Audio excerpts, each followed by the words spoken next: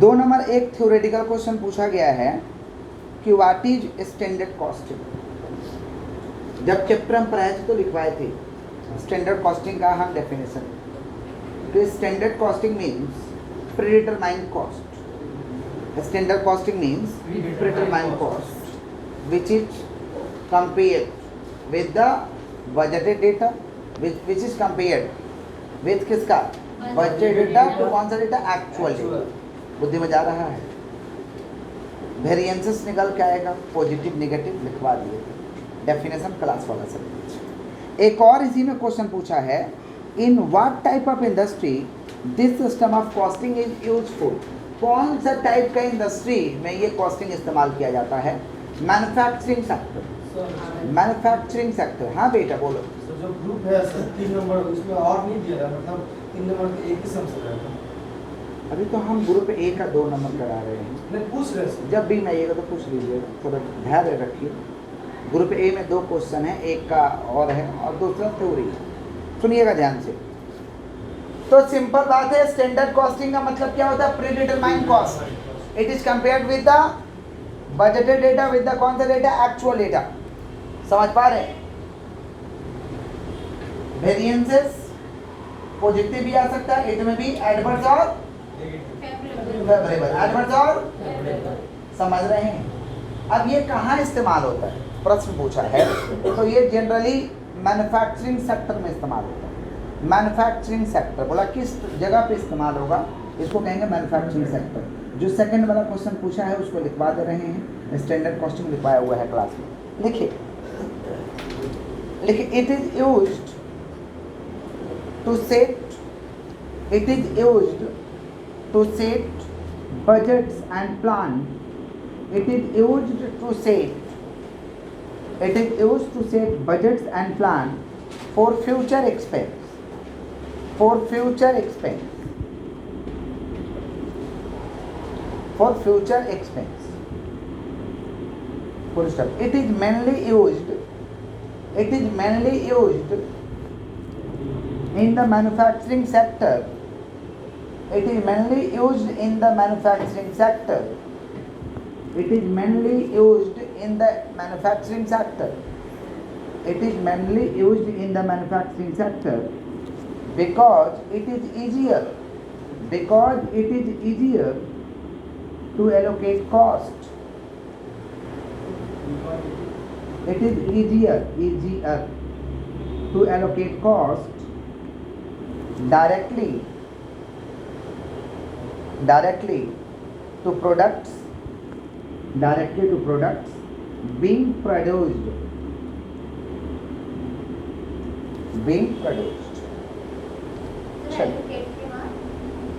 allocate costs directly to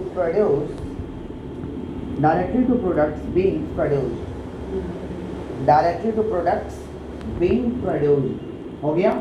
चलिए group B में आ जाइएगा। ग्रुप बी में क्वेश्चन पूछा गया है 3 नंबर और 4 नंबर, देख पा रहे हैं। 3 4 के और में है, फिर 5 नंबर क्वेश्चन है। समझ रहे हैं। जहां और रहेगा करना सब है, जहां और रहेगा आपको जो अच्छा लगे तो बनाइए, जहां और दिया रहेगा। समझ रहे हैं। आइए हम ग्रुप बी का 3 नंबर क्वेश्चन देखते हैं। कैश बजट पूछा गया है। कितने मंथ के लिए कैश बजट पूछा जा रहा है क्वेश्चन में, आइए देखते हैं। बोला 3 मंथ के लिए निकालिए, तो 3 मंथ के निकालिए और अप्रैल का शुरुआती डेटा दिया हुआ है। माने निकालना है आपको अप्रैल से, निकालना आपको है अप्रैल से। तो अप्रैल से लेकर के हम जून तक का कैश बजट तैयार करेंगे। सबसे पहले हम फॉर्मेट रेडी करते हैं। सम को ध्यानपूर्वक देखिए, एक बार सम को आप लोग ध्यानपूर्वक देखिए। कैश बजट का सम पूछा गया है, 3 मंथ का है, तो फॉर्मेट में 3 कॉलम कर लेंगे हम ऐसे 1 2 3। अप्रैल मई जून पर्टिकुलर्स लिख देंगे। कैश बजट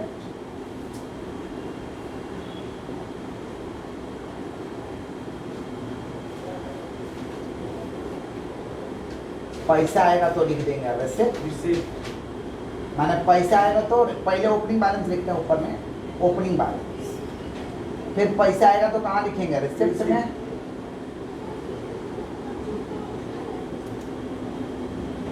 अब पैसा जाएगा तो पेमेंट, पैसा आएगा तो रिसिप्ट, जाएगा तो पेमेंट। कैश बजट हम बना रहे अप्रैल टू, या कैश बजट फॉर कितना मंथ, 3 मंथ, ऐसे बोल लिख सकते हैं, अप्रैल टू जून तक का बना। ओके, पैसा आता है तो रिसिप्ट में, पैसा जाता है तो पेमेंट, ओपनिंग बैलेंस तो लिख ही देते हैं। आइए, sales, purchase, wages, miscellaneous expense दिया है। आइए देखते हैं। 1 number, sales 20% realise in the month of sale, जिस महीने में बेचेंगे ना उसी महीने में हमें 20% मिल जाएगा, और balance realise equally into subsequent month, balance realise equally into subsequent month. समझ पा रहे हैं क्या बोल रहा है कि बैलेंस रियलाइज इक्वली माने जो पैसा बच गया वो 2 महीना में मिलेगा, और बोल दिया इक्वली माने एक हाफ हाफ मिलेगा, अगला महीना एक, उसका अगला महीना एक। समझ पा रहे हैं, बुद्धि में जा रहा क्या बोल रहे हैं। जिस महीना में बेचे 20%, बच्चा 80%, बोला 2 महीना में बाकी पैसा क्लियर होगा, बोल दिया इक्वली माने 1 महीना पर 40% और 1 महीना पर 40%। इक्वली बोलने का मतलब यही है ना, तो सच बोलिएगा 2 महीने बाद, 2 महीना यहाँ डाल दिया है ना वो लाइन, माने 40% जो है 1 महीना बाद, और उसका अगला महीना में 40%।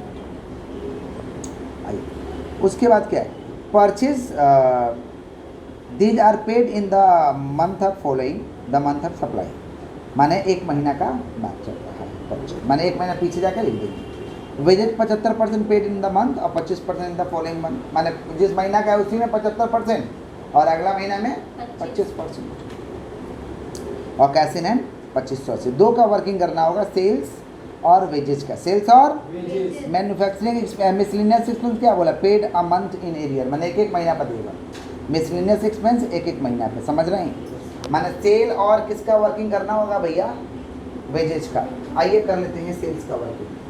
कहाँ से दिया हुआ है शुरुआत से डेटा, फैब टू जून लिख लेगा, फैब मार्च, बात नहीं अप्रैल मई जून, वर्किंग कर लेंगे। वर्किंग सबसे पहले हम लिख देंगे सेल्स। थोड़ा बताइए सेल्स कितना दिया है, 40 दीदी आप मत बोलिए, आप सब कर दीजिएगा। 60, 65, 40, फिर 58, 44 58, 44 हो गया। ये हमारा सेल्स हो गया। जिस महीना में है उसी महीने में कितना परसेंट, 20%, कितना परसेंट, 20%। तो ले लेते हैं 7 का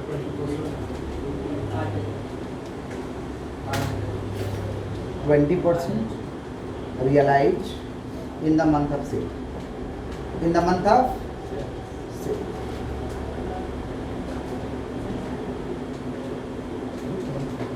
%20 realise in the month of, अब बैलेंस क्या बोला है, टू इक्वल इंस्टॉलमेंट, माने 40% माने 1 महीना पे। पहले 20% हटा ही लेते हैं ना, जो पैसा मिल रहा है बेटर हो। बताइए कितना है, 44,000। 20% रियलाइज हो रहा है, थोड़ा बताइए तो 60,000 का 20% कितना होगा, 12,000। 65,000 का 20%, 40,000 का 20%। आइए 11,600 11,600, और ये 40 करके मदद करिए कितना आ रहा है।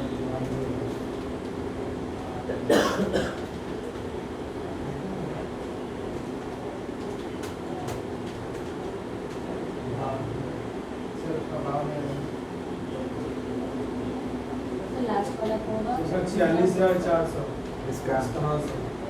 लास्ट वाला को होगा 35,000, 35,000। सुनो, अब क्या बोला, आधा आधा, माने हम अप्रैल का बना रहे हैं ना, अप्रैल का बना रहे हैं, यानी मार्च वाला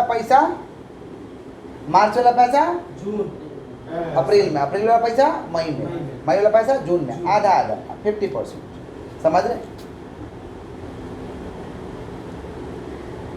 बुद्धि में जा रहा है। Collection from debtor, collection from debtor कितना परसेंट भाई? 50%, 1 मंथ एगो, मैंने 1 महीना पहले। थोड़ा बताइए 52,000 का 50% कितना होगा? हाँ 2600, 32,000 का 50%, 46,400 का 50, 23,200 हो रहा क्या? हाँ सर। ठीक है। फिर 50% कलेक्शन, 50% समझ रहा है ना? हाँ सर आधा है। अरे 20% तो पैसा ले लीजिए। अब बोला आधा आधा, माने इसका आधा, इसका आधा, इसका आधा। अब 2 महीना बाद बोला है, माने इसका आधा, इसका आधा और इसका आधा। समझ रहे हैं? कलेक्शन फ्रॉम डेटर 2 मंथ एगो।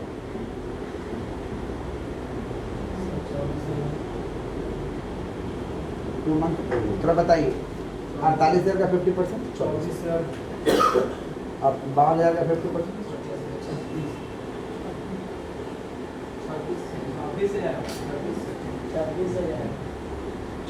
यहाँ 16 हो गया। कितना पैसा मिल रहा देखिए तो कलेक्शन फ्रॉम डेटर एग्जैक्ट में ये जोड़ना होगा, ये जोड़ना होगा, ये जोड़ना होगा, ये जोड़ लेते हैं। ये सारे कलेक्शन फ्रॉम डेटर है, सारे के सारे क्या है? थोड़ा बताइए कलेक्शन फ्रॉम डेटर कितना हो गया?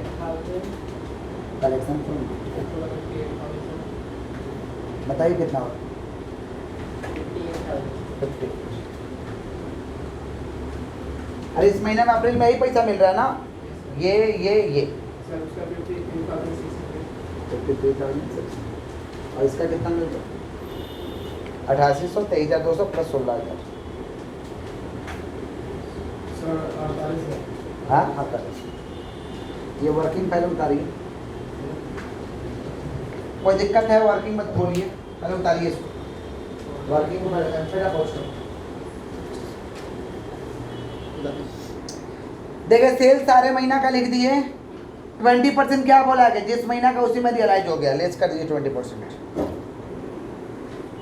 अब बैलेंस बोला 2 महीना बाद, माने इक्वल माने 1 महीना पे 50% और उसका नेक्स्ट 1 महीना पे 50%, माने 32,000 का 50%, 46,400 का 50%, सॉरी 52,000 का 50%, 32,000 का 50%, 46,400 का 50%।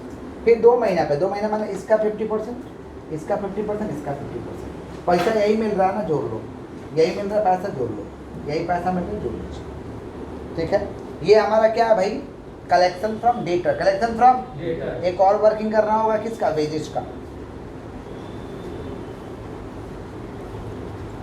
एक और वर्किंग करना होगा, किसका करना होगा भाई? वेजेस का। चलिए वर्किंग करते हैं, बात नहीं। क्या क्या दिया भैया? कहाँ से? 5 मार्च, अप्रैल, मई, जून, है ना? वेजेस बताइए कितना दिया? वेजेस देखिए, देख रहे हैं तो आप नहीं देखिएगा, दिखाइए जी। 5,000, 5 6 4 5 6 5 6 4 5,000, 6,000, फिर 4,000, फिर क्या है? 5,000।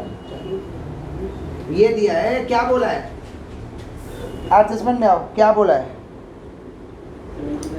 75% उसी महीना में और 25% अगला महीना में। 25% अगला महीना।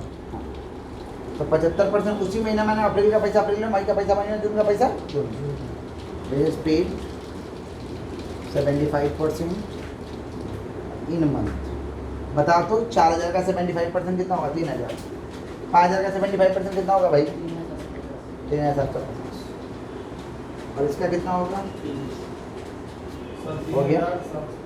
वेजेस पेड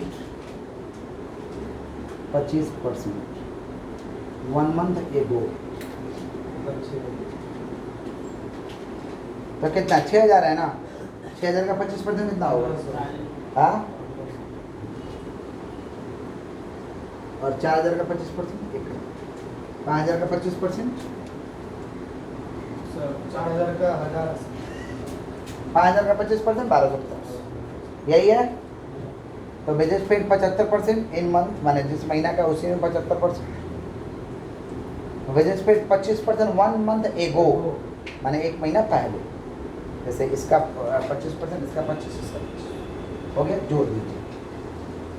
3,1500 4500 3750 कितना हो रहा है, 4200 हो गया। ये क्या निकला, वेजेस पेड। चल अब एक एक करके करते हैं। क्वेश्चन में देखिए क्या दिया हुआ है, कासिनैन ओपनिंग दिया हुआ अप्रैल का, क्वेश्चन में दिखाइए जो उनको क्वेश्चन मिलेगा। कासिनैन अप्रैल का ओपनिंग दिया 2580, लिख दो 2580। चलो पहला सेल है, सेल का वर्किंग हो गया है, पैसा आएगा कहाँ लिख देंगे, कलेक्शन फ्रॉम डेटर रिसिप्ट में। बताइए कितना कलेक्शन फ्रॉम डेटर। सर अप्रैल का सर 58,000। देखो ना वर्किंग में, हाँ सर। और मई का सर 53,000। अभी भी तो वर्किंग कर रहे हैं, कितना, हाँ सर 53,600। 53,600। और जून का सर 48,000। हो गया। फिर देखिए नंबर 2 एडजस्टमेंट, परचेज बोला है कि there are paid in the month, there are paid in the month following the month of supply, माने एक एक महीना पे, फॉलोइंग माने एक, नेक्स्ट फॉलोइंग माने 2 महीना, तो परचेज का 1 महीना पीछे चले जाएंगे। अब हम अप्रैल से बना रहे हैं ना, तो परचेज महीने के मार्च से कॉपी कर लेंगे। देखो तो मार्च से कितना है, 50 52 53 लिख देंगे। किसको दे रहे भाई, पेड टू सप्लायर या क्रेडिट, पेड टू सप्लायर या क्रेडिट। कितना हो रहा भाई, 50 52 53, 50 52 53। फिर क्या भैया, फिर क्या, वेजेस पेड अभी भी वर्किंग की है, कितना वेजेस पेड, 4800 4750 4250 हो गया। उसके बाद क्या है, मिसलिनियस एक्सपेंस बोला 1 महीना बाद, माने 1 महीना पीछे चले जाएंगे।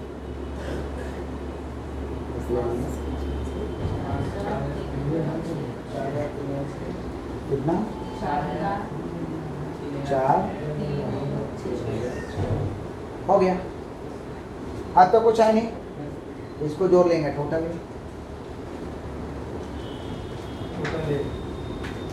टोटल इसको जोड़ लेंगे टोटल भी। तो पहला वाला करेंगे, टोटल ए में से बी को घटाएंगे, आएगा क्लोजिंग बैलेंस, क्लोजिंग बैलेंस ए माइनस बी। थोड़ा बताइए इसको जोड़ के कितना हो रहा है, 58,580। और ये बताइए कितना हो रहा है, 58,500। घटाइए तो 60,580 माइनस 58,500, 60,580 माइनस 58,500 कितना हो रहा है, 1080। इसका क्लोजिंग, इसका ओपनिंग, इसका क्लोजिंग, इसका ओपनिंग। बताइए जोड़ के कितना होगा, 1080 प्लस 53,600, 1080 प्लस 53,600। भाई कैलकुलेटर है भगवान का है बने हो, ये घटा के गलत आया है, कितना रहा घटा के बताइए, 2080 आया, ठीक है बोलिए क्या दिक्कत है, 2080 2080 जोड़ेंगे कितना आएगा टोटल, हाँ 53,680। और ये कितना हो रहा है, 52,355, सर 59,750। 59,750 माइनस में आ जाएगा, घटाइए कितना होगा,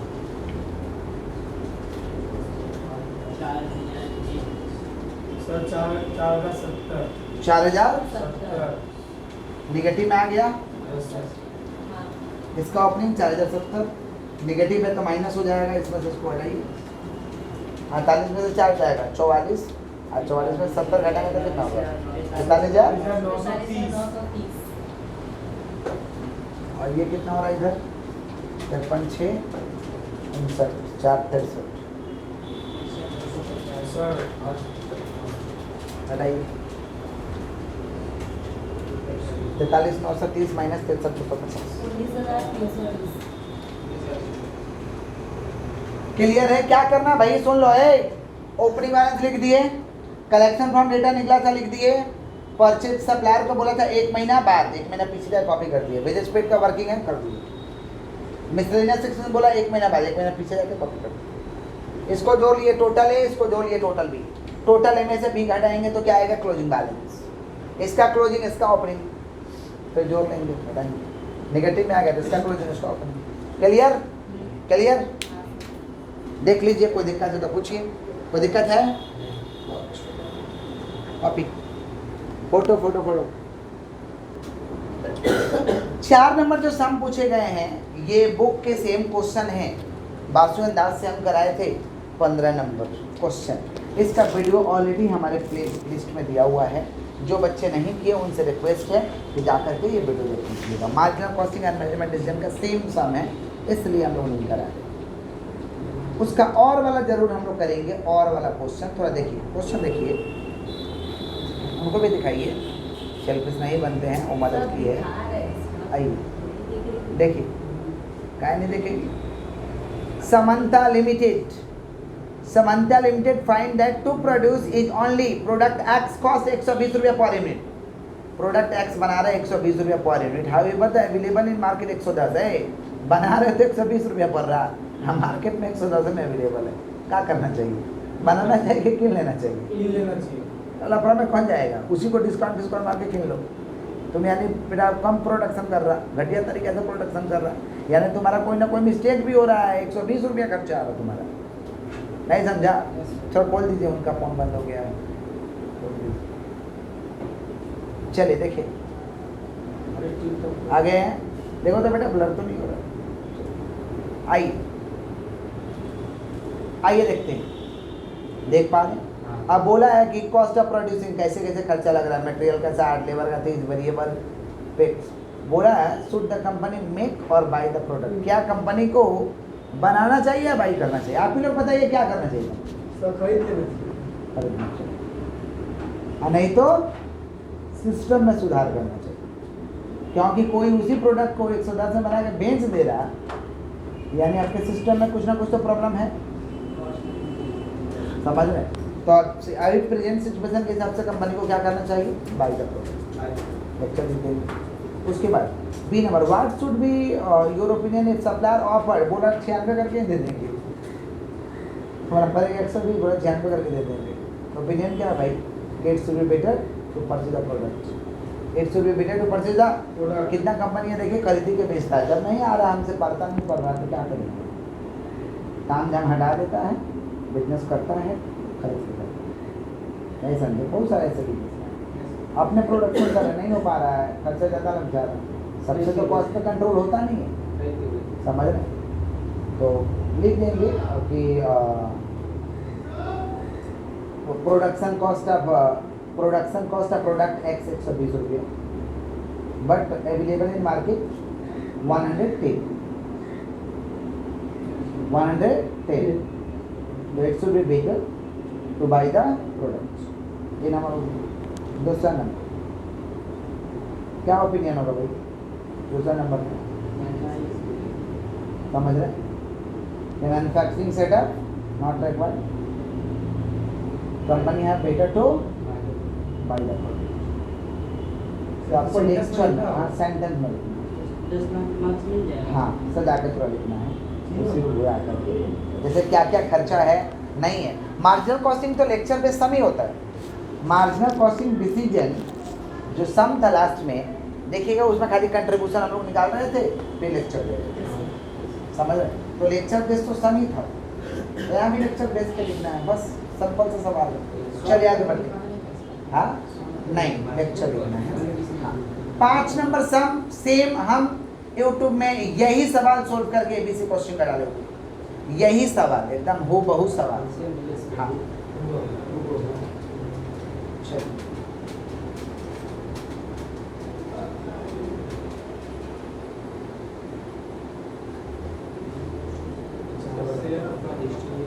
आइए 6 नंबर क्वेश्चन में आइए बालक।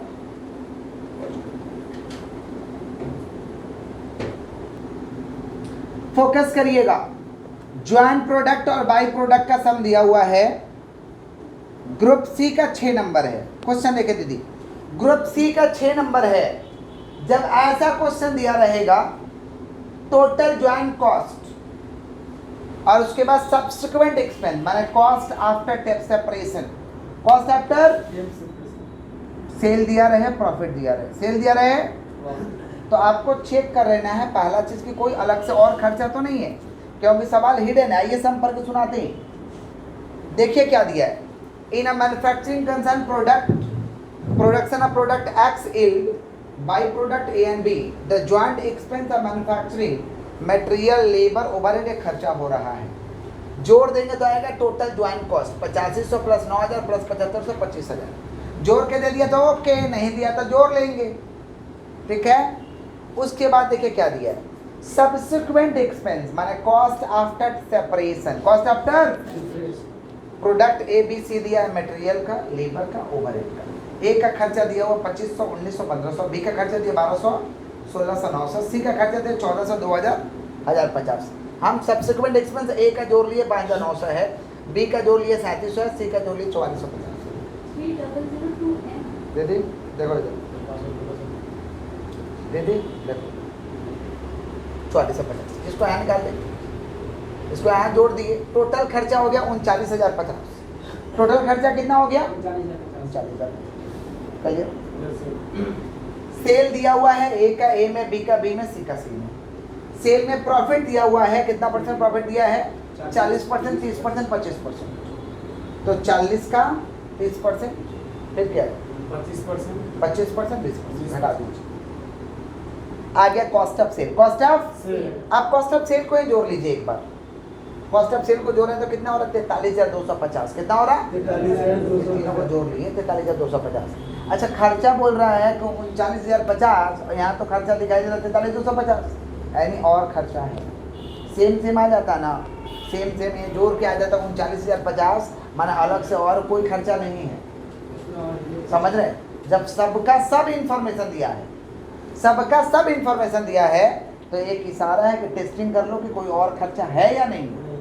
तो ये टेस्टिंग कैसे होगा, ये खर्चा जोड़ लो, ये खर्चा जोड़ लो। देखो 43250 खर्चा दिखाई दे रहा है, हमको आया कितना 39050, माना और खर्चा। तो कॉस्ट ऑफ सेल आता कैसे, सेलिंग एंड डिस्ट्रीब्यूशन को जोड़ के।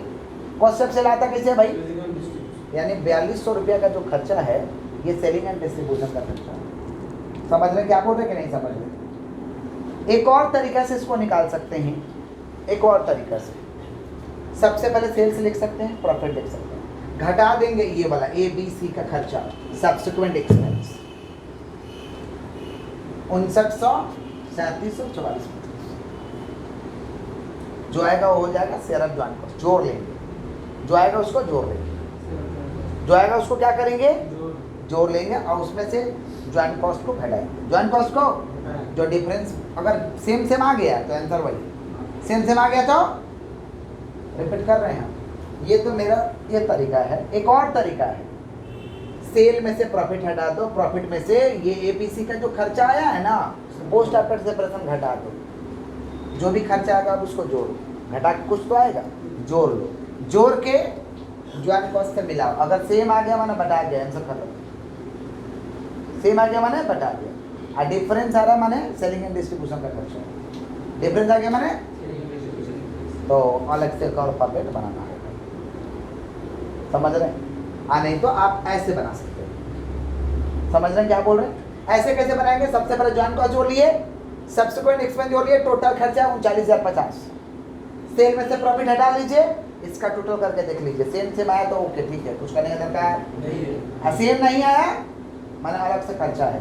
किसका खर्चा भाई, selling and distribution. Selling and 42 आ गया ना, सेलिंग एंड डिस्ट्रीब्यूशन। इसको हम बांट देंगे, सेलिंग का खर्चा सेल के रेशियो पर जाएगा तो लेस करेंगे selling and distribution expense. Selling and distribution expense, sale का रेशियो कितना भैया 3:30:20:15 कितना हो रहा, 30 और 20 50 और 15 65। चलो बांटो, 4200 को बांटो इस रेशियो में, 4200 इंटू 30 डिवाइड बाई 65 कितना आ रहा 1938। और यहाँ कितना आ रहा 1293। और यहाँ कितना आ रहा, यहाँ कितना आ रहा 969। हो गया, हो गया। अब लेस कर देंगे इसमें से सब्सिक्वेंट एक्सपेंस। क्या लेस कर देंगे हम लोग, सब्सिक्वेंट एक्सपेंस तो जोड़ जोड़ के निकाले हो। ए का कितना निकाले हो जोड़ के 5900, और बी का कितना निकाले हो 3700। और सी का कितना निकाले हो 4400, लेस कर दो, जो बचा वो डायरेक्ट आ जाएगा शेयर ऑफ जॉइंट कॉस्ट। एक ही फॉर्मेट में काम तमाम। समझ, जब सब कुछ दिया रहेगा तब, सब कुछ तो दिया ही है, फिर भी चेक कर लेना सब कुछ दिया तो कहीं डिफरेंस तो नहीं हो रहा, कोई और खर्चा तो नहीं है, माने एक ही बार में खत्म हो जाएगा, समझे ना? नहीं तो वैसे एक और फॉर्मेट लग जाएगा। कितना हो रहा? 10,162, 9,007, फिर 5,000 दोनों से करिएगा रिजल्ट विल बी सेम, दोनों से करिएगा रिजल्ट विल बी सेम। ये समझ में आया? क्या किए हम? जॉइंट कॉस्ट को जोड़ लिए, दिया रहता तो ओके, सब्सिक्वेंट खर्चा को जोड़ लिए, टोटल कर दिया, टोटल कॉस्ट आ गया, total cost clear, total cost हमारा आ गया।